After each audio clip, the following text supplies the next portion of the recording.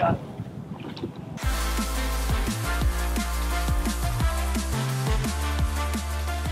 I'm guessing a lot of people are putting up the rods, taking out the shotguns, and being done with fishing for the year. But I'm holding out hope. This is the time of year that big fish bite, and they get in big, massive schools. If I'm going to catch my personal best, it's going to be this time of year.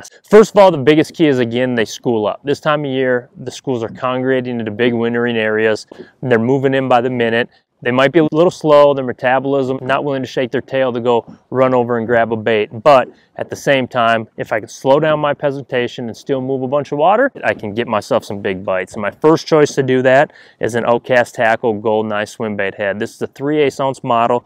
I'm using 12-pound Seeger and Vizix line, and my bait of choice, the Biospawn Swimmer on the back and Fighter Shad. It's a 4-inch model. I am trying to give them a little bit bigger bait this time of year. Again, I'm attracting a bigger bite. They don't want to exhaust that much energy. Instead, they'd just rather eat an easy meal that comes right by their rock, turn on it, eat it, get themselves fat, and get through the winter. And this bait helps me attract those big bites. I'm using a super sensitive rod. This is actually a 7.2 medium light plus, which means it has a real soft tip, helps me detect real little subtle bites, but at the same time has a ton of backbone. I can horse those fish, I can get them up off those rocks and get them into the boat. Definitely this time of year, you got to throw a paddle tail swim bait when you're attracting those bites.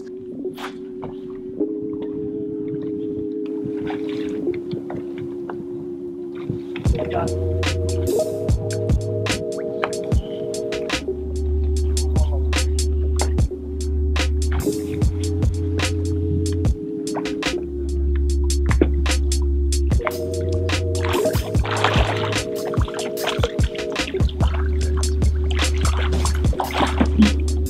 Nice one. Just like that, man. Barely detect the bite. It's a big old smallie. Beautiful bass. Biospawn Swimmer. Nice one, huh?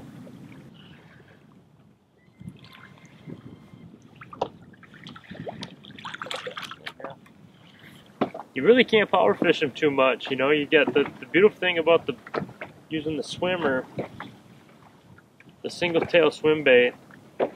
It's what they eat right now. There's a bunch of bait moving around. Tula bees up here.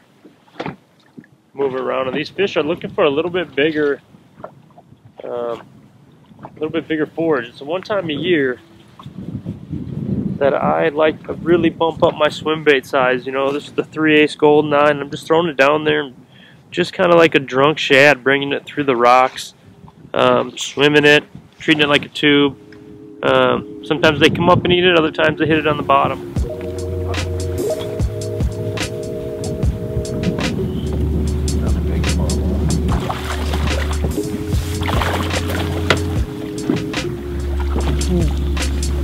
Yeah, that one cracked it, man. But key, just like that, just nipped it when it went by, right in the roof of the mouth. Beautiful smallie.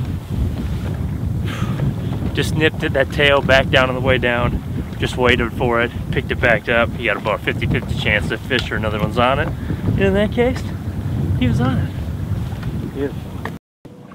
I'm literally throwing it out there, and I'm trying to feel each and every rock. I don't expect these fish to shake their tail very hard right now to come chase down a forage.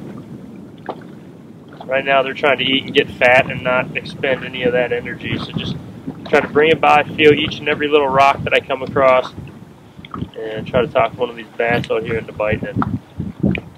Last but not least, if you're targeting big fish and you're on a big fish factory like Mille Lacs, you have to be throwing a jig. And in my case, this right here is an Outcast Tackle football jig. I got a Biospawn Bio Craw on the back. Get it in the big rocks, throw it where those fish live. I'm using a G Loomis NRX 783. This is a 7.3 medium heavy Carolina rig rod.